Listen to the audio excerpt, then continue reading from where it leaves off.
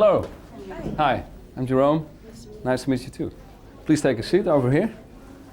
Your tour had to be postponed because you were feeling tired or ill? Yeah. I had a sinus infection, and it was throwing off my equilibrium, so I was dizzy all the time. And the doctor said that I just needed to rest because we were working so much. Right. And weren't taking as many days off as we should have been. So I needed a little bit of rest. Yeah. How do you feel? I feel great. Okay. Yeah. Good. What do you think of the Dutch audience so far? You did 2 concerts. Yeah. Today is the third for Holland. Yeah. Are you satisfied with them or? They're great. I think they're wonderful. Couldn't ask for more. They love to participate, which is good. Yeah, which is They dance a lot. Yeah, it's great. It really is. We've been having a great time. Is there a difference between the audience in the U.S. or in Europe? They're both crazy. Right. They're both wild. I think the only difference is that they like to participate more here than they do in the States. Yeah. Oh, that's funny. It's like they're waiting for you to ask them to do something. Right. As in the States, they do participate, but once you do ask them, they don't get into it as much as they do here. Oh, it's funny because people in Europe think it's the other way around. Oh, really? Yes. They get crazy in the States though, but these kids, I love the kids here. They're great. Yeah.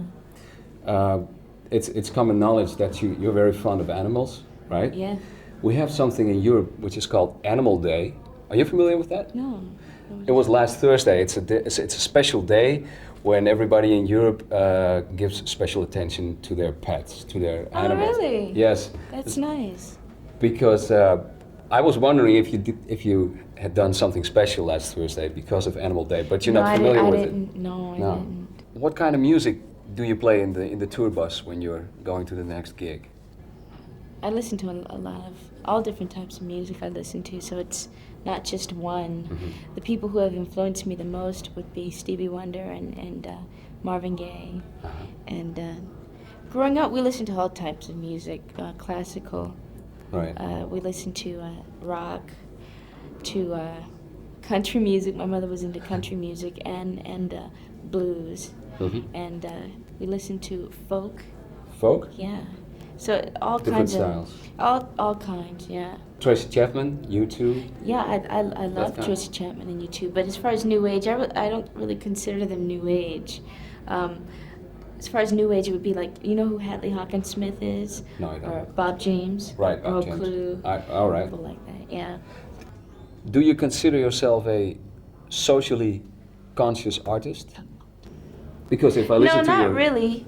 I don't, because You I don't? feel a socially conscious artist is an artist who, with every album, there's a social message on it, and this is just something that I felt I needed to do. Yeah. I'm just a person who is concerned with what's going on in the world. I don't know if my next album will be as Rhythm Nation. Maybe not. But to me, a socially conscious artist is someone who's always, every song or every album is dealing with what's going on. Right. But, well, very obviously, you care a lot at this moment.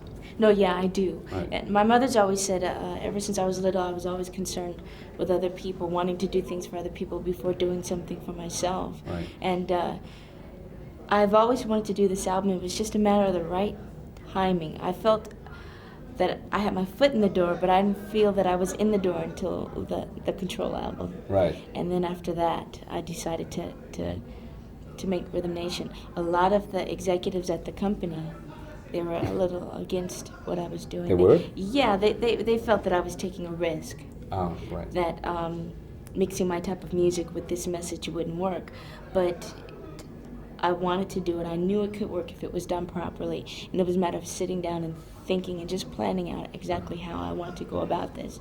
Yeah. And I'm happy I did, because so many kids have responded to the message, and it's made a difference in a lot of people's lives. Yeah. And that's what's most important to me. Really, it does. Your reaction to a name, John Lennon? My reaction to Yes. a name, a legend. Right. Yeah. As a matter of fact, when we broadcast this, then it's next Tuesday. That's his 50th birthday. They just celebrated his I think his death, or it just passed, didn't it? Yes. I saw something on the news. They were planning on playing Imagine coming Tuesday on several radio stations around the world.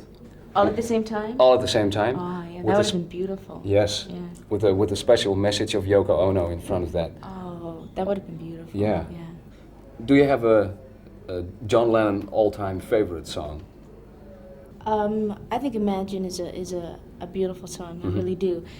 Growing up, we listened to the Beatles a lot, and they've just contributed so much to the music business, to the music world, and they were just incredible writers. They really were. Very melodic melodies, very, very simple, and just real happy and fun. One of my favorite songs that the Beatles, God, they did so many. Yeah, it's hard to difficult. say just name one as your favorite, but I like Something. Something. Yeah, a lot. That's a beautiful song. Yeah. There's, I mean, Penny Lane. There's so many. Right. You know. So. Sometimes I think they had it a lot easier than artists today, because when they started composing songs, there weren't that many. Now a lot of people go, like, for instance, if you write a song, you play it on a piano for friends, they will go maybe, oh, that's something like Strawberry Fields, or oh, that's something like this, something like that. Yeah. It's so hard to compose new original stuff. Well, yeah, I don't think so. If it's something, I mean, I feel a person knows when they're stealing something from another song. They know. Yeah. Whether they want to admit it or not, but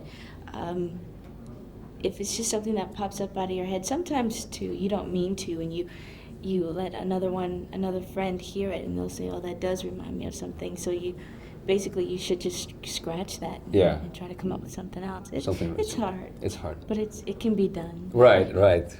I have a last question for you. Suppose you were able to change yourself into an animal. What animal would that be? It would be a panther. A panther? Yeah. All right. Thank you very much for the interview. Thank you. Good luck with your concert. Thank you. Nice talking to you. You too. Take care.